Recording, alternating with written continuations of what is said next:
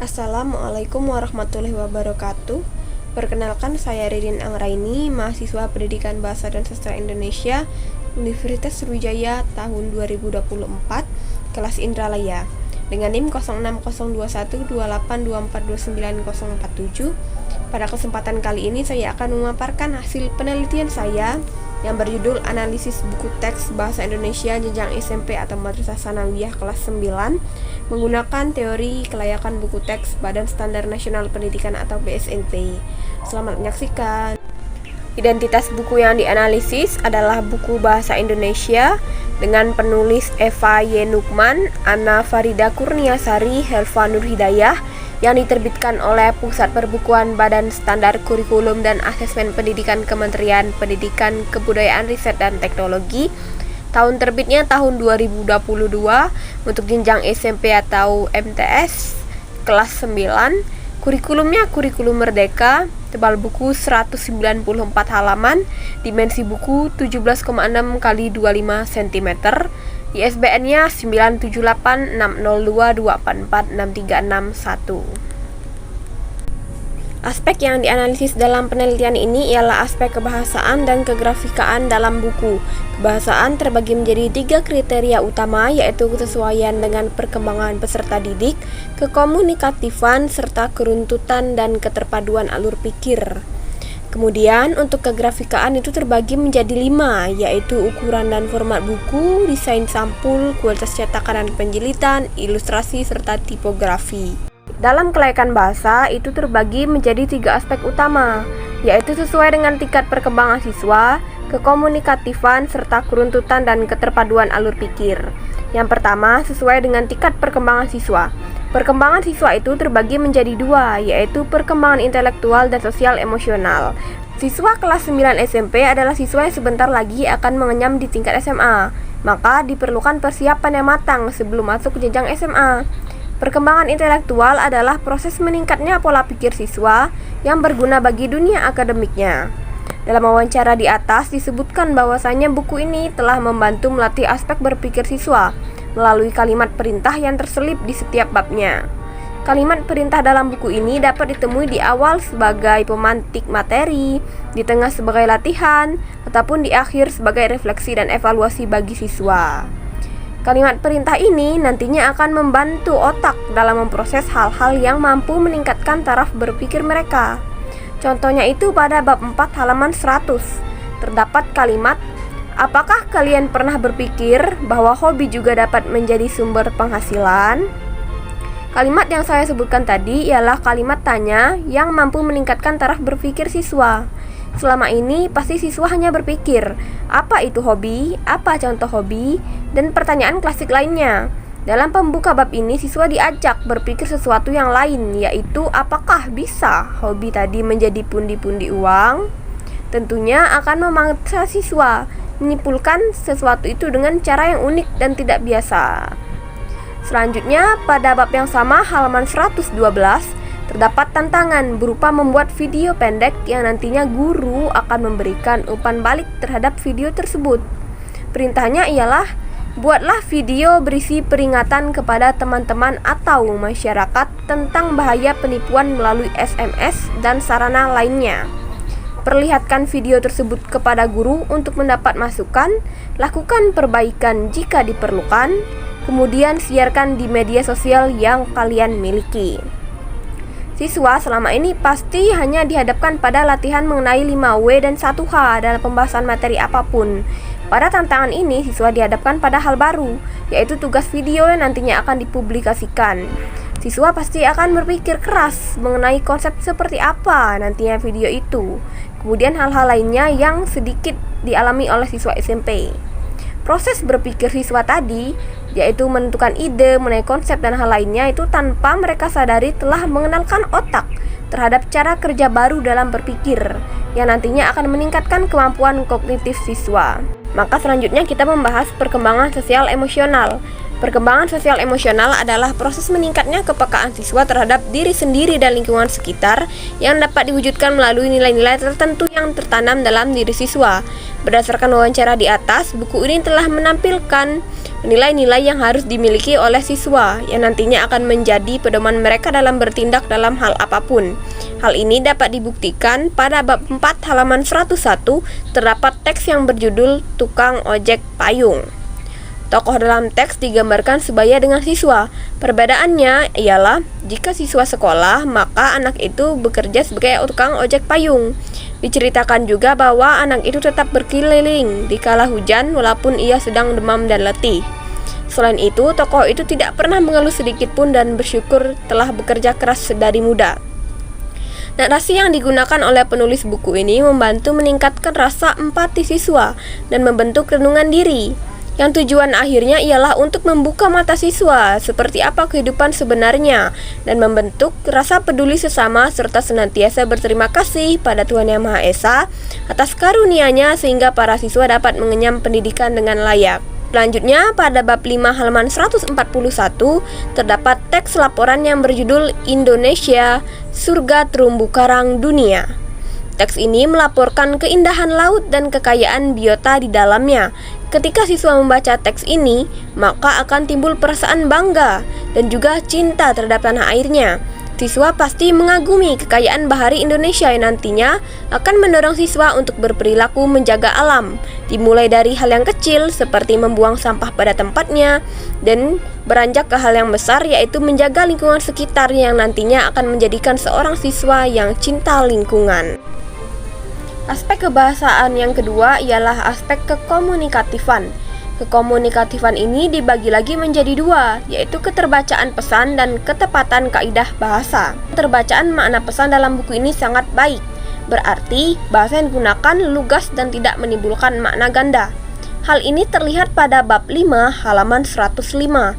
Terdapat kutipan teks pidato Insinyur Soekarno yang berbunyi, "Kami hanya mengetahui prinsip politik sesuai dan ekonomi, dan semuanya tidak jatuh dari langit, melainkan harus kami desakan satu persatu dengan kekerasan batin kami." Kata kekerasan batin diberi tanda petik sebagai kata konotatif dan memberikan petunjuk bahwasanya makna yang dimaksud oleh penulis bukan berarti melukai batin diri sendiri. Kekerasan batin yang dimaksud adalah keteguhan diri dalam memperjuangkan hak-hak rakyat dalam politik dan ekonomi negara. Bukti selanjutnya terdapat pada bab 5 halaman 128, yang mana terdapat teks laporan mengenai semong. Kata semong diberi tanda petik 2, yang memberikan pertanda bagi siswa bahwa ini adalah kata yang memiliki makna khusus. Buku ini juga menampilkan penjelasan pada paragraf selanjutnya mengenai apa itu semong. Ternyata, semong adalah bentuk kearifan lokal terhadap pengalaman masyarakat Simolo, Aceh terhadap bencana gempa bumi ataupun tsunami. Dengan diberikannya definisi, siswa akan lebih mudah dalam memahami kata-kata yang asing seperti semong. Selanjutnya ialah ketepatan kaidah bahasa. Dalam indikator ini, dinilai bahwa kaidah kebahasaan dalam buku ini sudah baik. Kalimat yang disajikan telah memenuhi standar apabila dilihat dari komponen penyusun kalimat seperti unsur subjek, predikat, maupun objek. Hal ini terlihat pada bab 4 halaman 108, terdapat teks mengenai kriteria poster yang baik. Isi teksnya ialah poster merupakan media publikasi, pengumuman atau iklan yang terdiri atas gambar, tulisan, atau perpaduan teks dan gambar. Pada kalimat di atas, unsur penyusunnya berupa subjek, predikat maupun objek telah disertakan atau telah tersedia sehingga dapat membentuk kalimat yang baik atau dikatakan sebagai kalimat yang efektif. Namun tentu saja terdapat kekurangan pada penyusunan paragraf. Paragraf yang baik seperti yang telah kita tahu ialah yang terdiri dari 4 kalimat jika dihitung dari segi minimum. Pada buku ini, tepatnya pada bab 5 halaman 128, pada sebuah teks yang bercerita mengenai semong, paragraf teks ini hanya berkisar 2-3 kalimat saja. Akibatnya, kalimat yang disampilkan tidak efektif dan tidak kaya makna. Bahkan, salah satu paragraf bahkan hanya terdiri dari 1 kalimat. Bunyi kalimatnya ialah, secara historis, semong merupakan kearifan lokal dari rangkaian pengalaman masyarakat Simolo, Aceh pada masa lalu terhadap bencana gempa bumi dan tsunami. Kalimat di atas seharusnya tidak berdiri sendiri, melainkan bersatu dengan kalimat sebelumnya atau setelahnya agar menjadi kalimat yang padu dan memiliki makna yang kaya. Aspek kebahasaan yang terakhir ialah keruntutan dan keterpaduan alur pikir. Keruntutan dan keterpaduan alur pikir ini terbagi lagi menjadi dua, yaitu keruntutan dan keterpaduan pada antar bab dan juga antar paragraf. Yang terakhir ialah keruntutan dan keterpaduan antar paragraf. Paragraf pada teks-teks di dalam buku ini sangatlah runtut dan berkesinambungan satu sama lain. Contohnya pada bab 4 halaman 110 terdapat teks informasi yang berjudul "Hati-hati, tukang tipu", yang mana pada paragraf kedua dan ketiga itu memiliki kesatuan makna. Paragraf ketiga itu berbunyi, "Bagaimana cara mengenali bahwa kalian sedang berhadapan dengan penipu?" Kemudian paragraf 4 itu menjawab, "Pertama, biasanya pelaku menghubungi korban melalui layanan pesan singkat. Kedua, isi pesannya memberi kabar bahwa korban mendapatkan hadiah atau memenangi undian. Ketiga, nomor yang digunakan untuk mengirim pesan ialah nomor pribadi." Nah, kedua paragraf di atas itu memiliki keterkaitan, yang mana paragraf keempat merupakan jawaban atas pertanyaan pada paragraf ketiga. Nah, berdasarkan hasil analisis yang telah saya lakukan pada aspek kelayakan kebahasaan, dapat disimpulkan bahwasanya dari 6 indikator yang telah diujikan itu 4 diantaranya sangat layak dan 2 diantaranya layak. Yang sangat layak itu ialah sesuai dengan perkembangan intelektual, sesuai dengan perkembangan emosional siswa. Kemudian dalam aspek kekomunikatifan itu ialah keterbacaan pesan. Kesan selanjutnya ialah keteruntutan dan keterpaduan antar paragraf. Nah, yang layak atau belum dikatakan sangat layak itu ialah ketepatan kaidah bahasa dan juga keruntutan dan keterpaduan antar bab, yang artinya dua aspek ini memerlukan perbaikan ke depannya. Aspek kelayakan yang kedua yang dinilai yaitu aspek kelayakan kegrafikaan. Kelayakan kegrafikaan ini terbagi lagi menjadi beberapa indikator, yaitu ukuran dan format buku, desain sampul, kualitas cetakan dan penjilidan, ilustrasi, serta tipografi. Yang pertama itu ukuran dan format buku. Berdasarkan informasi pada halaman buku juga, pada identitas buku itu dapat diketahui bahwa buku ini telah memenuhi standar grafika yang baik. Secara fisik, buku ini memiliki dimensi 17,6 dikali 25 cm sesuai ketentuan dari ISO. Ukuran buku ini adalah ukuran format buku B5. Ukuran B5 membantu memudahkan siswa dalam mendapatkan ruang tampilan yang cukup dalam belajar bagi siswa. Selanjutnya yang kedua itu ialah desain sampul. Sampul buku bahasa Indonesia kelas 9 ini menggunakan sampul yang dimaksudkan untuk fungsi interaktif dan menarik perhatian. Namun, tata letak atau penyejajaran ikon-ikon tambahan pada sampul itu kurang tepat. Tata letak ikon jenis alur seperti itu cocok untuk buku mata pelajaran eksak seperti kimia atau fisika. Pembaca tidak dapat langsung memahami dengan benar apa yang disampaikan oleh penyunting buku ketika melihat ikon sampul buku bahasa Indonesia itu. Desain sampul untuk buku bahasa Indonesia yang baik itu dapat berupa buku atau gambaran peristiwa atau hal terkini lainnya yang memiliki kaitan dengan materi. Selain itu, sampul buku didominasi oleh warna biru muda saja, warna klasik bagi dunia buku bahasa Indonesia. Sampul buku harus lebih menarik, seperti ditambahkan gradasi atau percampuran dua warna sekaligus agar pembaca itu tertarik. Yang ketiga ialah kualitas cetakan dan penjilidan. Cetakan buku ini sudah bagus, terlihat dari kertas yang digunakan. Memang, kertas pada sampul bagian luar ini menggunakan kertas art paper yang menyajikan lapisan licin dan mengilap ketika dirasakan oleh indera pembaca. Kertas yang digunakan sebagai sampul ketebalannya sedang, tidak terlalu tebal, sehingga tidak mudah sobek ataupun memberikan beban berlebih ketika dibawa atau dijinjing. Pada bagian dalam buku, kertas yang digunakan sangat halus dan pewarnanya, maksudnya pewarna di bagian huruf-hurufnya itu atau desainnya tidak luntur di tangan siswa. Nah, yang terakhir ialah penjilitan buku. Penjilitan merupakan elemen penting dalam keberlangsungan buku. Buku pasti akan digunakan dalam jangka panjang tentunya. Oleh karena itu harus menggunakan jilid yang berkualitas. Buku ini menggunakan jenis jilid yang kokoh tetapi tidak berat ketika diangkat atau dijinjing. Dapat disimpulkan bahwa penjilitan buku telah sesuai dengan standar keberlangsungan umur buku. Yang keempat yang dinilai itu ialah ilustrasi. Memang, ilustrasi yang digunakan dalam buku ini sangat beragam, baik jika dilihat dari bentuk, warna, ataupun ikon narasi teks.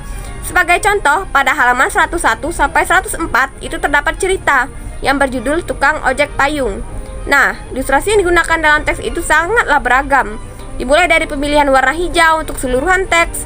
Selanjutnya terdapat gambar yang dinarasikan sebagai tukang ojeknya, disertai dengan elemen payung berbagai jenis di sudut kertasnya. Kemudian pada bab 5 halaman 149 itu terdapat materi puisi yang menyajikan tokohnya melalui foto. Tokoh yang dimaksud adalah Bapak Sapardi Djoko Darmono beserta pengenalan singkat beliau mengenai sastrawan itu. Hal ini menunjukkan bahwa buku ini telah mampu mengombinasikan teks dan gambar sekaligus yang memberikan nilai tambah dari segi ilustrasi dalam buku. Kemampuan menyatukan teks dan elemen lainnya memang sangat penting jika dilihat dari sisi ilustrasi. Kemudian, aspek terakhir yang dinilai dari kegrafikaan ialah tipografi. Tipografi ini termasuk elemen penting yang berpengaruh langsung terhadap kenyamanan dalam membaca buku. Salah satu indikator yang dinilai dari tipografi ini ialah jenis huruf atau font. Huruf yang digunakan dalam buku ini adalah huruf Aleo dengan ukuran 11 serta spasi 15 pt. Apabila huruf Aleo ini digunakan dengan ukuran 11 itu terlihat terlalu besar untuk ukuran buku teks SMP. Kemudian spasi yang digunakan sangatlah menyita ruang karena materi di dalamnya dapat berupa teks ataupun narasi panjang. Dalam lingkup kurikulum Merdeka yang menekankan literasi, kenyamanan saat membaca buku memang sangatlah penting. Nah, dari 5 indikator atau aspek kelayakan kegrafikaan yang telah diujikan tadi, itu 3 diantaranya sangat layak dan 2 diantaranya layak. Yang sangat layak itu ialah ukuran dan format buku, kualitas cetakan dan penjilidan, serta ilustrasi. Kemudian yang layak saja itu ialah desain sampul dan tipografi, yang artinya 2 indikator ini memerlukan perbaikan ke depannya agar menjadi lebih baik. Kelebihan buku ini adalah sesuai dengan perkembangan intelektual dan sosial emosional siswa, pesan yang dimaksud mudah tersampaikan, keruntutan dan keterpaduan antar bab. Nah, kemudian format buku itu telah sesuai, pencetakan dan penjilidan juga sudah berkualitas, dan juga ilustrasi pada buku itu sudah berkesinambungan dengan isi buku. Kemudian itu ada kekurangan pada buku ini, yaitu pada kaidah berbahasa. Kaidah berbahasa ini belum sesuai pedoman pada tata paragraf. Kemudian tidak terpadunya alur pikir antar bab. Selanjutnya ialah format desain sampul yang belum sepenuhnya tepat, serta tata huruf yang membuat pembaca tidak nyaman. Nah, simpulan dalam analisis ini ialah buku Bahasa Indonesia kelas 9 SMP atau sederajat kurikulum Merdeka dari Pusat Perbukuan Kemendikbudristek ini dinyatakan layak berdasarkan teori kelayakan buku teks BSNP. Hal ini berarti buku dapat digunakan, namun harus diadakan cetakan edisi revisi pada beberapa aspek yang harus diperbaiki yang terdapat dalam kekurangan buku tadi. Saran untuk penerbit ialah harus diadakannya pencetakan ulang atau edisi revisi buku, karena masih terdapat beberapa aspek yang harus diperbaiki. Selanjutnya ialah saran bagi guru. Guru tidak boleh menerapkan buku tanpa menelaah isi buku secara keseluruhan. Aspek-aspek yang belum tepat pada buku harus diluruskan dalam pembelajaran. Contoh kecilnya ialah dalam tata paragraf. Jika di buku itu terdapat 2 kalimat pada salah satu teks, nah guru itu harus memberikan penjelasan tambahan bahwa kalimat yang baik adalah yang terdiri dari 4-7 kalimat untuk menjadi paragraf yang padu. Jadi seperti itu untuk simpulan dan saran.